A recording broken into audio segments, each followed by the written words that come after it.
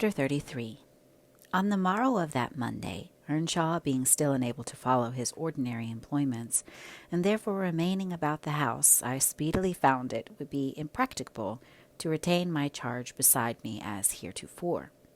She got downstairs before me, and out into the garden, where she had seen her cousin performing some easy work, and when I went to bid them come to breakfast, I saw she had persuaded him to clear a large space of ground from currant and gooseberry bushes, and they were busy planning together an importation of plants from the Grange.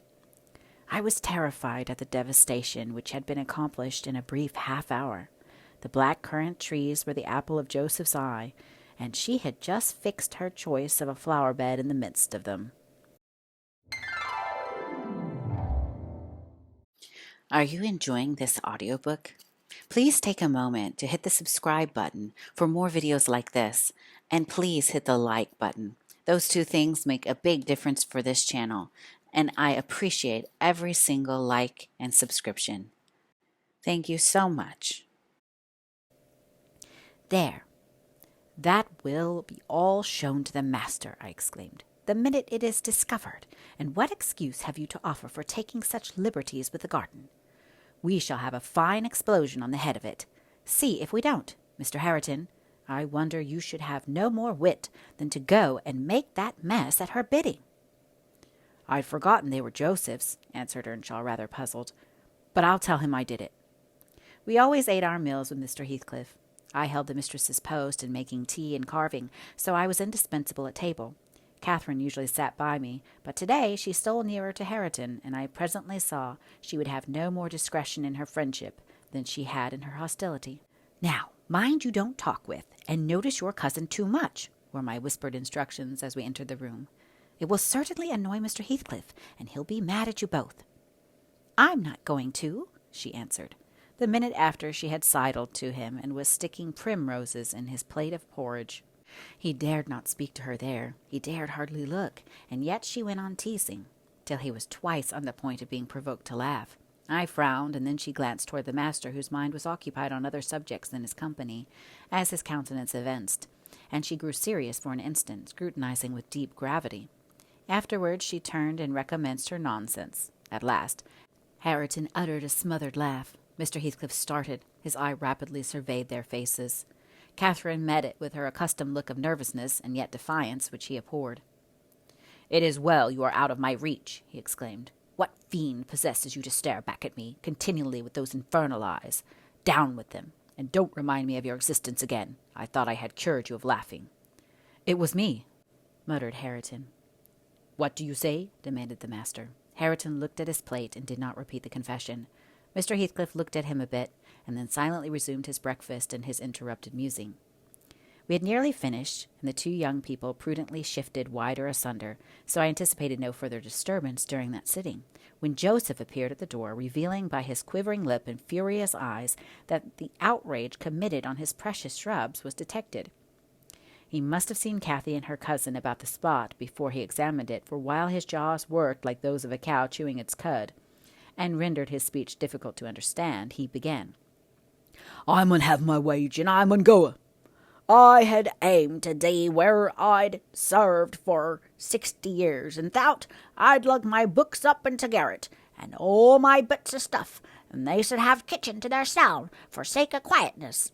It were hard to give up my own hearthstone, but I thought I could do that. But nah, she's ta'en my garden from me, and by the heart, maester, I cannot stand it.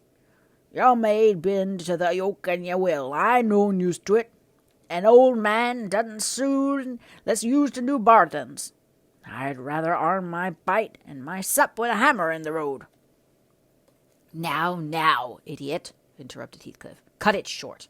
What's your grievance? I'll interfere in no quarrels between you and Nelly. She may thrust you into the coal-hole for anything I care." "It's knowing Nelly," answered Joseph. "I shouldn't ship for Nelly. Nasty and naughty she is, thank God. She cannot stell a soul nobody. She were niver so handsome, but what a body mud look at about weaking. It's yon flysome, graceless queen that's witched our lad with her bold and her forward ways, till nay, it fair brests my heart. He's forgotten all I've done for him and made on him, and going and riven up a whole row at the grandest currant trees to garden." And here he lamented outright, unmanned by a sense of his bitter injuries and Earnshaw's ingratitude and dangerous condition. "Is the fool drunk?" asked Mr. Heathcliff. "Hareton, is it you he's finding fault with?" "I've pulled up 2 or 3 bushes," replied the young man, "but I'm going to set 'em again." "And why have you pulled them up?" said the master. Catherine wisely put in her tongue. "We wanted to plant some flowers there," she cried. "I'm the only person to blame, for I wished him to do it." "And who the devil gave you leave to touch a stick about the place?" demanded her father-in-law, much surprised. "And who ordered you to obey her?" he added, turning to Hareton. The latter was speechless. His cousin replied, "You shouldn't grudge a few yards of earth for me to ornament, when you have taken all my land." "Your land, insolent slut, you never had any," said Heathcliff. "And my money," she continued, returning his angry glare and meantime biting a piece of crust, the remnant of her breakfast. "Silence!" he exclaimed. "Get done and be gone." "And Hareton's land and his money," pursued the reckless thing. "Hareton and I are friends now, and I shall tell him all about you." The master seemed confounded a moment. He grew pale and rose up, eyeing her all the while with an expression of mortal hate. "If you strike me, Hareton will strike you," she said. "So you may as well sit down." "If Hareton does not turn you out of the room, I'll strike him to hell," thundered Heathcliff. "Damnable witch! Dare you pretend to rouse him against me? Off with her, do you hear? Fling her into the kitchen. I'll kill her, Ellen Dean, if you let her come into my sight again." Hareton tried, under his breath, to persuade her to go. "Drag her away!" he cried savagely. "Are you staying to talk?" And he approached to execute his own command. "He'll not obey you, wicked man, any more," said Catherine, "and he'll soon detest you as much as I do." "Wisht, wisht," muttered the young man reproachfully. "I will not hear you speak to him so. Have done." "But you won't let him strike me?" she cried. "Come then," he whispered earnestly. It was too late. Heathcliff had caught hold of her. "Now you go," he said to Earnshaw. "Accursed witch! This time she has provoked me when I could not bear it, and I'll make her repent it for ever." He had his hand in her hair. Hareton attempted to release her locks, entreating him not to hurt her that once. Heathcliff's black eyes flashed. He seemed ready to tear Catherine in pieces, and I was just worked up to risk coming to the rescue when of a sudden his fingers relaxed. He shifted his grasp from her head to her arm and gazed intently in her face. Then he drew his hand over his eyes, stood a moment to collect himself apparently, and turning anew to Catherine, said with assumed calmness, "You must learn to avoid putting me in a passion, or I shall really murder you some time. Go with Mrs. Dean and keep with her, and confine your insolence to her ears. As to Hareton Earnshaw, if I see him listen to you, I'll send him seeking his bread where he can get it. Your love will make him an outcast and a beggar. Nellie, take her, and leave me, all of you, leave me." I led my young lady out. She was too glad of her escape to resist. The other followed, and Mr. Heathcliff had the room to himself till dinner. I had counselled Catherine to dine upstairs, but as soon as he perceived her vacant seat, he sent me to call her. He spoke to none of us, ate very little, and went out directly afterwards, intimating that he should not return before evening. The 2 new friends established themselves in the house during his absence, where I heard Hareton sternly check his cousin on her offering a revelation of her father-in-law's conduct to his father. He said he wouldn't suffer a word to be uttered in his disparagement. If he were the devil, it didn't signify. He would stand by him, and he'd rather she would abuse himself, as she used to, than begin on Mr. Heathcliff. Catherine was waxing cross at this, but he found means to make her hold her tongue by asking how she would like him to speak ill of her father. Then she comprehended that Earnshaw took the master's reputation home to himself, and was attached by ties stronger than reason could break, chains forged by habit, which it would be cruel to attempt to loosen. She showed a good heart then once, in avoiding both complaints and expressions of antipathy concerning Heathcliff, and confessed to me her sorrow that she had endeavored to raise a bad spirit between him and Hareton. Indeed, I don't believe she has ever breathed a syllable in the latter's hearing against her oppressor since. When this slight disagreement was over, they were friends again, and as busy as possible in their several occupations of pupil and teacher. I came in to sit with them after I had done my work, and I felt so soothed and comforted to watch them that I did not notice how time got on. You know, they both appeared in a measure my children. I had long been proud of one, and now I was sure the other would be a source of equal satisfaction. His honest, warm, and intelligent nature shook off rapidly the clouds of ignorance and degradation in which he had been bred. and Catherine's sincere commendations acted as a spur to his industry. His brightening mind brightened his features, and added spirit and nobility to their aspect. I could hardly fancy it the same individual I had beheld on the day I discovered my little lady at Wuthering Heights, after our expedition to the crags. While I admired and they labored, dusk drew on, and with it returned the master. He came upon us quite unexpectedly, entering from the front way, and had a full view of the whole three, ere we could raise our heads to glance at him. Well, I reflected, there was never a pleasanter or more harmless sight, and it will be a burning shame to scold them. The red firelight glowed on their two bonny heads and revealed their faces animated with the eager interest of children. For though he was 23 and she 18, each had so much of novelty to feel and learn, that neither experienced nor evinced the sentiments of sober, disenchanted maturity. They lifted their eyes together to encourage Mr. Heathcliff. Perhaps you have never remarked that their eyes are precisely similar, and they are those of Catherine Earnshaw. The present Catherine has no other likeness to her except a breadth of forehead, and a certain arch of the nostril that makes her appear rather haughty, whether she will or not. With Hareton the resemblance is carried further. It is singular at all times, when it was particularly striking, because his senses were alert and his mental faculties wakened to unwonted activity. I suppose this resemblance disarmed Mr. Heathcliff. He walked to the hearth in evident agitation, but it quickly subsided as he looked at the young man, or I should say altered his character, for it was there yet. He took the book from his hand and glanced at the open page, then returned it without any observation, merely signing Catherine away.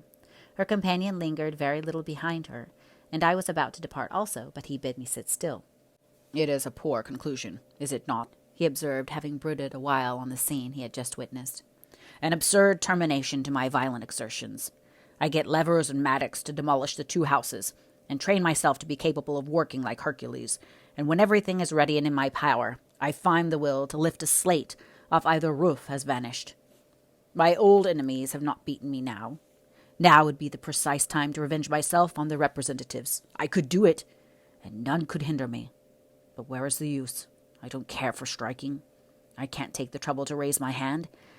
That sounds as if I had been laboring the whole time only to exhibit a fine trait of magnanimity. It is far from being the case. I have lost the faculty of enjoying their destruction, and I am too idle to destroy for nothing. Nelly, there is a strange change approaching. I am in its shadow at present. I take so little interest in my daily life that I hardly remember to eat and drink. Those two who have left the room are the only objects which retain a distinct material appearance to me, and that appearance causes me pain amounting to agony. About her I won't speak, and I don't desire to think, but I earnestly wish she were invisible. Her presence invokes only maddening sensations. He moves me differently, and yet if I could do it without seeming insane, I'd never see him again. You'll perhaps think me rather inclined to become so, he added, making an effort to smile, if I try to describe the 1,000 forms of past associations and ideas he awakens or embodies. But you'll not talk of what I tell you. And my mind is so eternally secluded in itself, it is tempting at last to turn it out to another. 5 minutes ago Hareton seemed a personification of my youth, not a human being. I felt to him in such a variety of ways that it would have been impossible to have accosted him rationally. In the first place, his startling likeness to Catherine connected him fearfully with her. That, however, which you may suppose the most potent to arrest my imagination, is actually the least. For what is not connected with her to me, and what does not recall her, I cannot look down to this floor. But her features are shaped in the flags. In every cloud, in every tree, filling the air at night, and caught by glimpses in every object by day, I am surrounded with her image. The most ordinary faces of men and women, my own features, mock me with a resemblance. The entire world is a dreadful collection of memoranda that she did exist, and that I have lost her. Well, Hareton's aspect was the ghost of my immortal love, of my wild endeavours to hold my right, my degradation, my pride, my happiness, and my anguish. But it is frenzy to repeat these thoughts to you. Only it will let you know why, with a reluctance to be always alone, his society is no benefit. Rather an aggravation of the constant torment I suffer, and it partly contributes to render me, regardless how he and his cousin go on together, I can give them no attention any more. But what do you mean by a change, Mr. Heathcliff? I said, alarmed at his manner. Though he was neither in danger of losing his senses nor dying according to my judgment, He was quite strong and healthy, and as to his reason, from childhood he had a delight in dwelling on dark things and entertaining odd fancies. He might have had a monomania on the subject of his departed idol, but on every other point his wits were as sound as mine. "I shall not know that till it comes," he said. "I am only half conscious of it now." "You have no feeling of illness, have you?" I asked. "No, Nelly, I have not," he answered. "Then you are not afraid of death?" I pursued. "Afraid? No," he replied. "I have neither a fear nor a presentiment, nor a hope of death. Why should I? With my hard constitution, temperate mode of living, and unperilous occupations, I ought to, and probably shall remain above ground, till there is scarcely a black hair on my head. And yet I cannot continue in this condition. I have to remind myself to breathe, almost to remind my heart to beat. And it is like bending back a stiff spring. It is by compulsion that I do the slightest act not prompted by one thought, and by compulsion that I notice anything alive or dead, which is not associated with one universal idea. I have a single wish, and my whole being and faculties are yearning to attain it. They have yearned towards it so long and so unwaveringly that I am convinced it will be reached, and soon, because it has devoured my existence. I am swallowed up in the anticipation of its fulfillment. My confessions have not relieved me, but they may account for some otherwise unaccountable phases of humor which I show. Oh God, it is a long fight. I wish it were over." He began to pace the room, muttering terrible things to himself, till I was inclined to believe, as he said Joseph did, that conscience had turned his heart to an earthly hell. I wondered greatly how it would end. Though he seldom before had revealed this state of mind, even by looks, it was his habitual mood, I had no doubt. He asserted it himself, but not a soul, from his general bearing, would have conjectured the fact. "You do not, when you saw him, Mr. Lockwood, and at the period of which I speak, he was just the same as then, only fonder of continued solitude, and perhaps still more laconic in company."